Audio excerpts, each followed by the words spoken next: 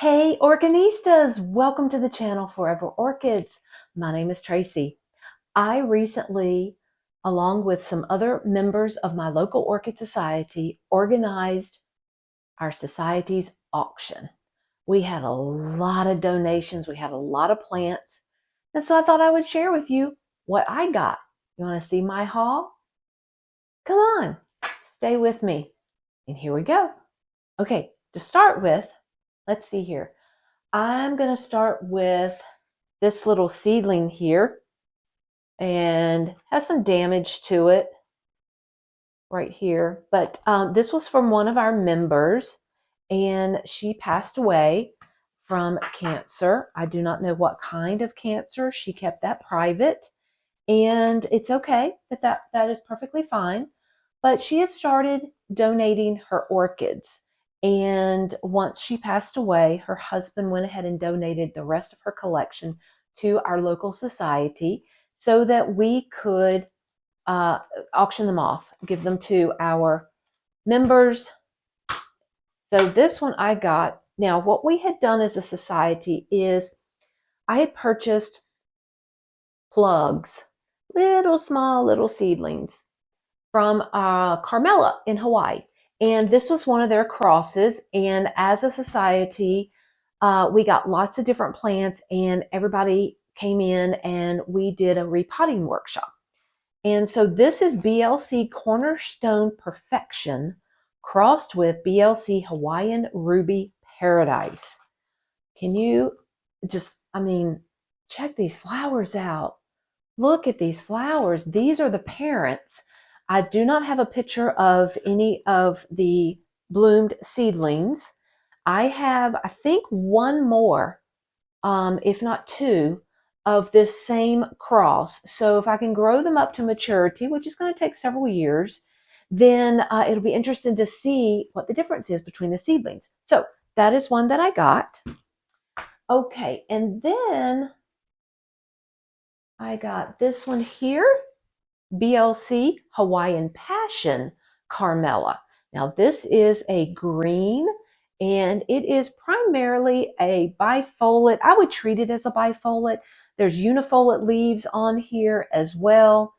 And so I would probably treat this more like a bifoliate when it comes to repotting.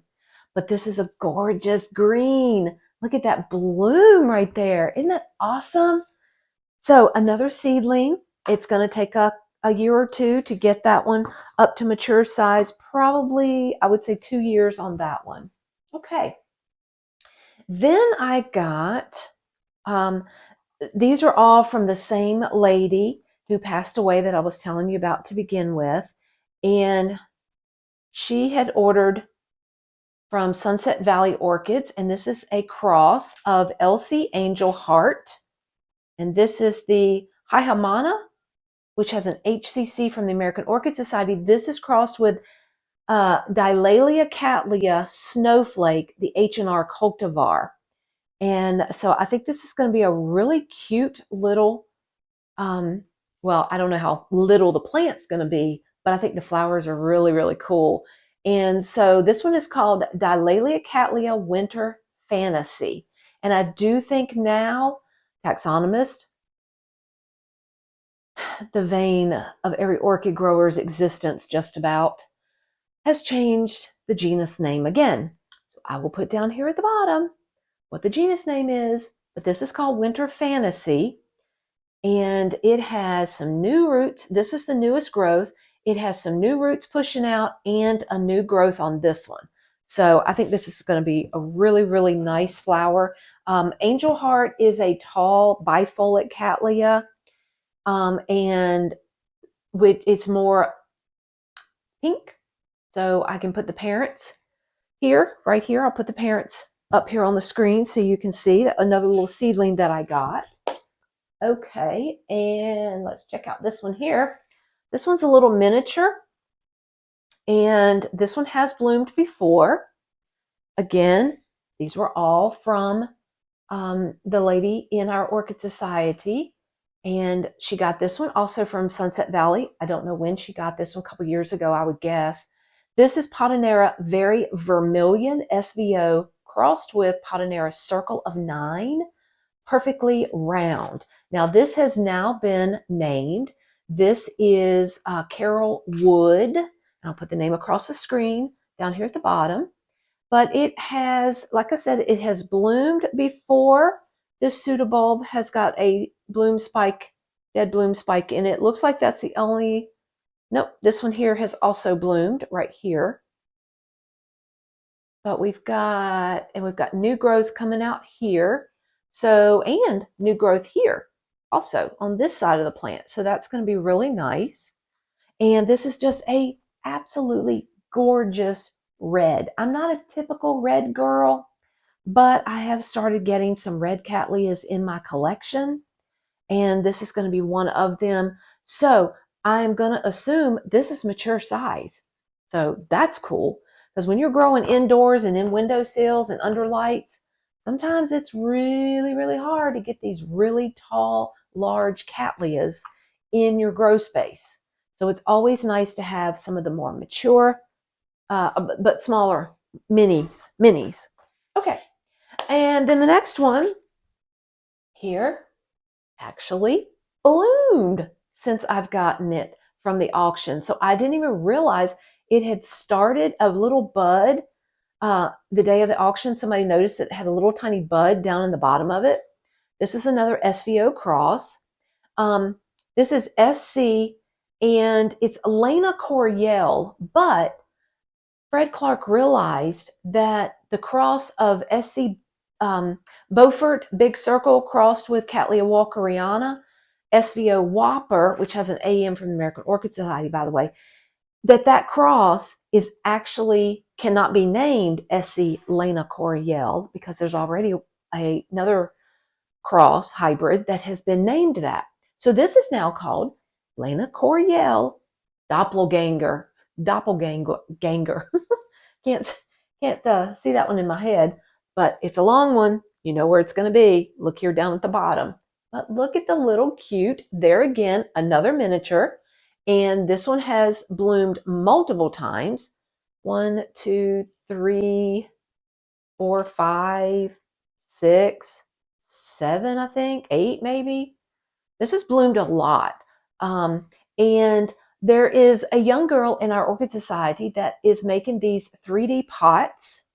And so this happens to be one. And it got potted up in it with, it just looks like bark and a little bit of perlite, but it's happy. Another miniature. And look at that flower. Isn't it cute? And it has another, in this pseudobulb here, it has another bud popping up. Normally walkerianas, they will come out from the bottom of their rhizome. They will come out with a new growth, and you never know whether it's going to be a flower or just a new growth. And there's some subtle differences between that new growth and the flower spike, but they come out from the bottom. Well, this one here, SC Beaufort, comes from the top. So all of these pseudobulbs that are previously bloomed have all come from the top. And so there is a cute little, it's pink. And I did find, before this one opened, I did find some other pictures online of this cross. I'll put them up right here so that you can see the variation in the cross of what you could get. So it's a cute little light pastel pink, very very faint, almost a translucent pink. Some veining in the lip there with the yellow. It's a cute little thing, isn't it? Okay, now let's go to the one that I wanted the most. I wanted this plant.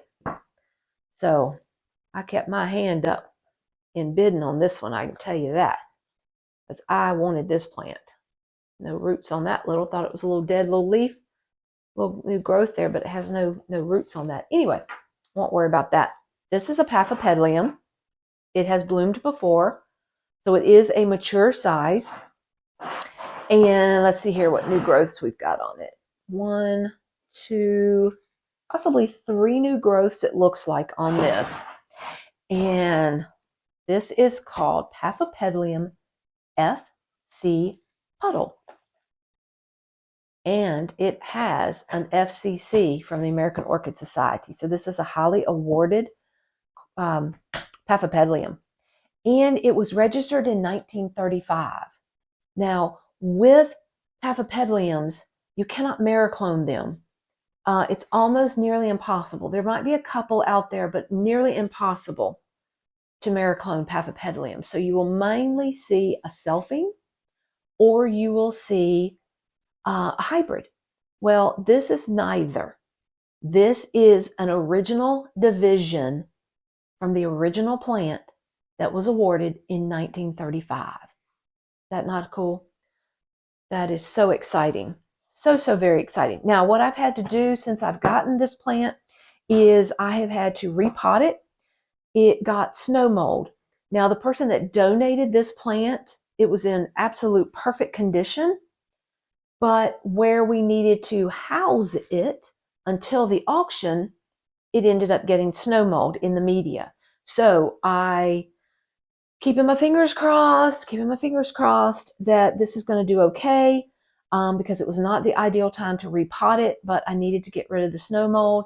I had tried cinnamon on the snow mold. I had tried fungicide, but that snow mold just goes down into the pot, into the media, and I just needed to repot it.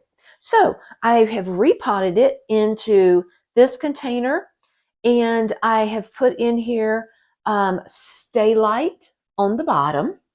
Then I put in some bark, perlite, charcoal mix, and tree fern. So one of the other things that I was able to get at the auction, we also had books, we had supplies, we had grow lights and media, and humidity trays, bark, like I said, I think I said bark, but anyway, there was a bag of tree fern, so I bought that.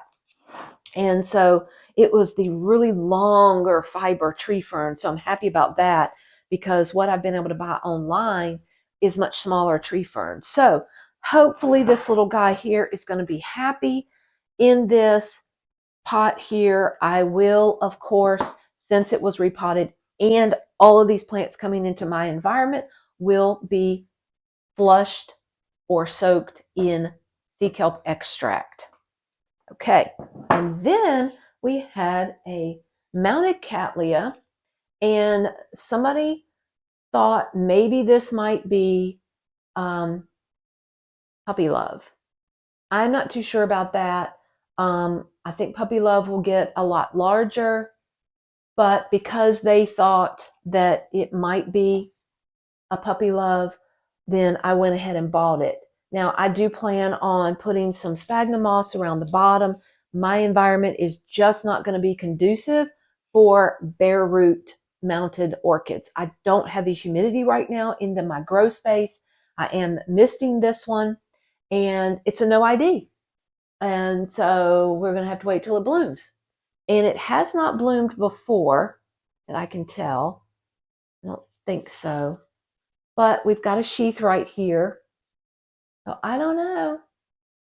Now, I will tell you, I always tell you guys, look for your newest growth and see if it is larger than the previous growth when you've got seedlings. If this is a mature plant, obviously it's a division from somewhere and that was mounted. I'm not seeing this new growth here, right here, being the same size. I mean, it might be, considering the rhizome kind of kicked it out a little bit right here. So if you start here and measure, it probably is the same size as the previous growth. But we're going to see. We're going to see what happens. And then I bought another orchid that, guys, some of these plants that were no IDs, they were going dirt cheap. It's a shame. It is so shame. It's shameful. I think I paid $5 or $10 for this one. But some of the other no IDs, I literally bought it because the cork that it was mounted on was more valuable than the no ID plant that was on it that had not root rot, but was starting to have brown rot on the plant itself. I got enough plants in ICU that I don't need any more, but I literally bought it for the cork, and I got one or two nice cork mounts that I can sterilize and mount orchids on. So that is all that I got at the local Orchid Society. So that's all for this haul for that I got. And so I hope you enjoyed this video. Now I will tell you the next video that is coming up. I'm a little hesitant about that video. I'm excited to make the video because I really want to show you guys and demonstrate how to virus test your plants. But the reason why I'm hesitant is we had a couple plants in the auction and we virus tested them. And yes, they were positive. My heart sunk. I was really hoping that our Orchid Society was going to be able to sell them, auction them off for a high price, because that allows us to educate our members, outreach, bring in speakers, all of that kind of stuff for our Orchid Society. We did do well for our Orchid Society auction. However, I was disappointed that those plants ended up being virus. So please stay tuned for that video that will be coming out soon. And until next time, guys, happy orchid growing. Bye.